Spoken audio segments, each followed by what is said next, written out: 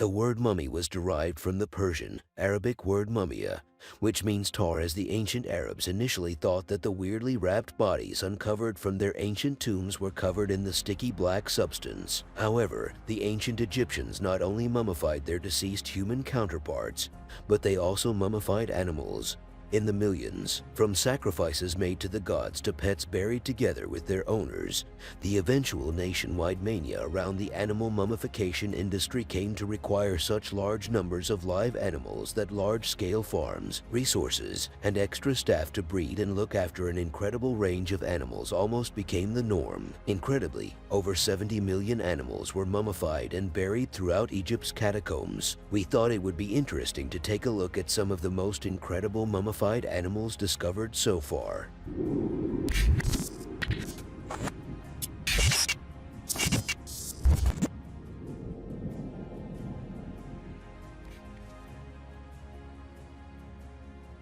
Number 10. The Crocodile Mummy. The ancient Egyptians revered crocodiles as the manifestation of the crocodile god Sobek, and hundreds were mummified after their death. The nationwide supply and demand for mummified crocodiles were significant in ancient Egypt. Tens of thousands were bred and held in captivity only to be put to death and expertly mummified as sacrifices to the gods. Archaeologists also recently confirmed what has been suspected for a long time, that crocodiles were stalked and hunted, a very dangerous pastime. To help sustain the frenzy, researchers in France were truly shocked when they discovered a massive skull fracture during a virtual necropsy on one of the crocodile mummies currently in the Musée des Confluences in Lyon. It was in fact the first evidence ever uncovered to confirm the hunting of these wild animals to be sold as mummies.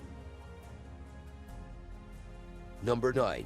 The Lion Mummies. Lions held a powerful status in ancient Egypt, considered to be the most formidable hunter in the wild and an everlasting symbol of peril as well as protection. It is a well-known fact that pharaohs took part in lion hunting expeditions to display their own superiority, including Amenhotep III, who murdered at least 102 lions during the first decade of his reign. Until recently, Egyptologists have only uncovered one lion mummy, leading many to wonder if they were in fact very rare, or whether we were simply looking for them in the wrong places. Finally, during an archaeological dig in Saqqara in November 2019, a team of archaeologists led by the Egyptian Supreme Council of Antiquities disclosed that they had discovered 5 more lion mummies, believed to be cubs, in the necropolis of Bubastan, which is literally a cat mummy catacomb. The mummified cubs are all believed to have been around 8 months old at the time of their death and are more or less 3 feet, or about 1 meter in length. They were uncovered along with a wide assortment of timber and bronze sculptures of cats as well as other mummified animals, including snakes and reptiles. The artifacts have been dated to Egypt's 26th dynasty, around 664 to 525 BC. Number 8. The millions of Ibis mummies. The Ibis cult was widely observed during the Roman and Ptolemaic eras and was devoted to Thoth, the god of wisdom. Carbon dating research conducted in 2015 revealed that the Egyptian Ibis mummies were all created in the time period between 450 and 250 BC. The sheer amount of mummified Ibis is incredible. Saqqara alone is thought to contain almost 500,000 of these mummies, and it is also believed to have obtained an additional 10,000 mummified sacrifices every year. If that figure is not staggering enough, we should all take a moment to think about the other 4 million Ibis mummies that have been discovered in the catacombs of Tuna el-Jebel. Ibis mummification included evisceration and desiccation. Generally, the bird's neck and head would be bent backwards and pressed back onto the body. It would then be immersed in tar and finally tightly wrapped in linen. The substantial number of mummified ibises clearly shows that it was in all probability done during mass productions, as several of the mummies recovered contained only partial mummies with certain body parts excluded or added to other mummies. After satisfying the ceremonial purposes, the mummified bodies were inserted into clay pots, wooden coffins, and sarcophagi.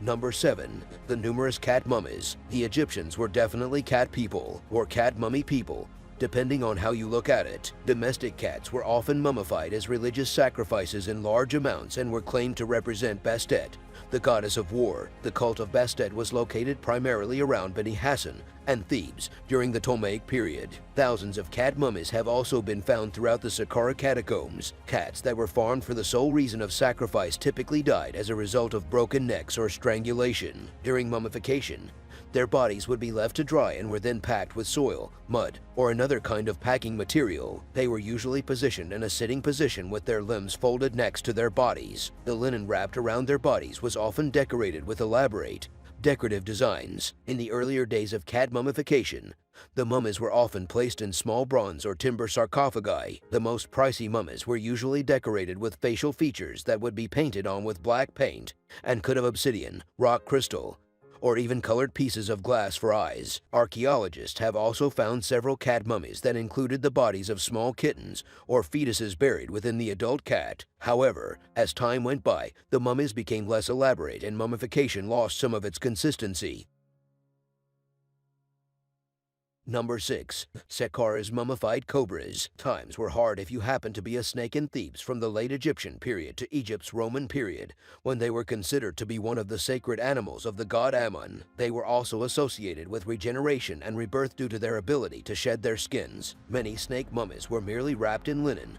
Others were inserted into beautifully designed bronze containers and subsequently sacrificed to Ottoman shrines and cemeteries. One specific cemetery, Amara West, was found to contain a shrine with a whole string of snake burials connected to it. Although not mummified, this cemetery contained hundreds of python skeletons that can possibly be linked to a Nubian snake cult. Archaeological digs at Saqqara have also uncovered several mummies containing Egyptian cobras, wrapped in tight bundles. From high-tech 3D scans, researchers have been able to see spinal fractures, which the group believes occurred in a whipping procedure where the cobras would be held by the tail and smashed to death by beating their heads to the ground. The cobras were so well preserved that researchers could even verify significant kidney damage, which indicates that these reptiles were probably dehydrated at the time of death, demonstrating the horrible conditions in which they were kept. Even the resin placed inside their jaws could be identified, believed to have been placed there to keep their mouths open in order to be able to speak, eat, and breathe in the afterlife.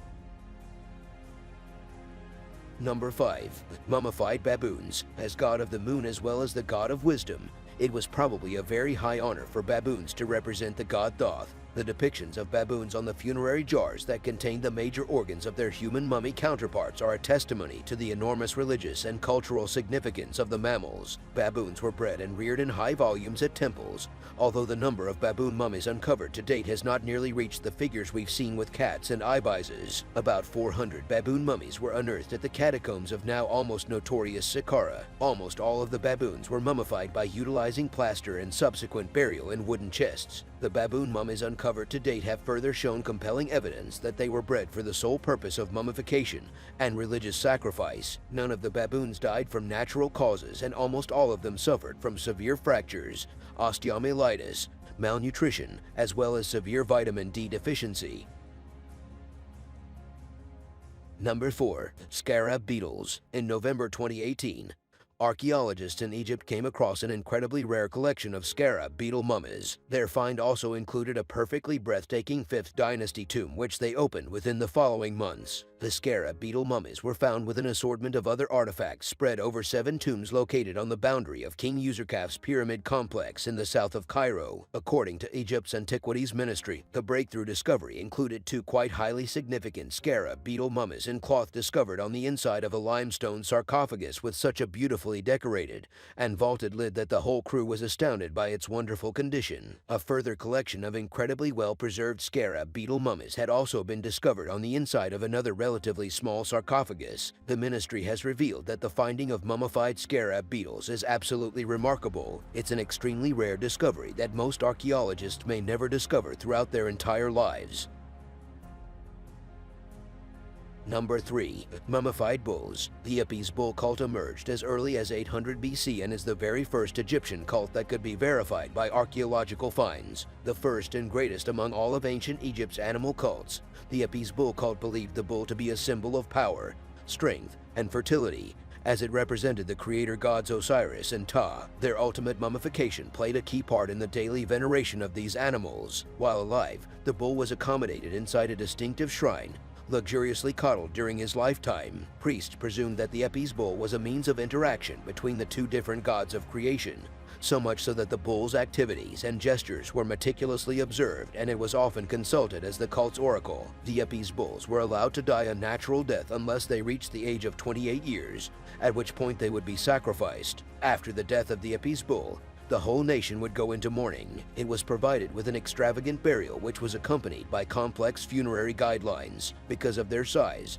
the mummification process was complex and tedious. Immense embalming tables have been discovered in Memphis, the cult center. These tables were beautifully engraved and even featured drainage channels. The bull's body would have been dried through the use of natron salts and eventually crammed full of sand before being wrapped in several layers of cloth. Synthetic eyes, as well as an aesthetic ceramic head, would have been added as a final touch to ensure that the bull maintained its features. Number 2. An Egyptian queen's pet gazelle. One of the most intriguing animal mummies ever found was the Egyptian queen's pet gazelle. The beautifully preserved gazelle was prepared for its eternal afterlife with about the same extravagant treatment as any other member of its ancient royal family. It followed its queen to its final resting place about 945 BC. Protected and swathed with delicate blue-trimmed linen and a handcrafted wooden casket. Many historians believe the gazelle probably belonged to Istamkhepti, an Egyptian queen who lived around 1070 to 945 BC and was buried in the royal cache only publicly known as DB 320. The mummy and its gazelle-shaped wooden casket can now be found in the Egyptian Museum in Cairo. Both the interior as well as the exterior of the exquisite casket are coated with a thick layer of alabaster plaster. The outside was covered with black paint, while the inside was painted completely white. After its death, the gazelle's internal organs were packed back into its body and filled with fine sand, which helped maintain its original shape. Number 1. A Pharaoh's hunting dog, affectionately preserved. One of the incredible discoveries found in the Valley of Kings was a Pharaoh's hunting dog whose dressings had fallen off a long time ago. While alive, the dog would have been spoiled rotten, receiving the best scraps from the recent hunts and quite possibly sleeping in luxury. After his death, the dog received its very own carefully prepared tomb in the Valley of the Kings. In ancient Egypt, dogs were treated very much the same as today. They could be found as pets, herders, guardians, and even employed as police dogs. Quite a few dog breeds ran around in ancient Egypt, with the most common being the Basenji, Greyhound, and Saluki. From the earliest dynasties, the Egyptians worshipped numerous jackal gods, the most notable being Ibis. He was usually portrayed as a canine or a canine led by a human being. Historically, the Ibis creature was identified as a jackal. However, its normally black coloration, symbolic of rebirth and the afterlife, isn't really common to jackals, and it may in fact represent a wild dog, because jackals and dogs usually roam the desert. On the fringes of societies where the dead were usually buried, they were often viewed as the guardians of the dead. Thanks for watching, ladies and gentlemen. If you liked the video, please like and subscribe for more videos.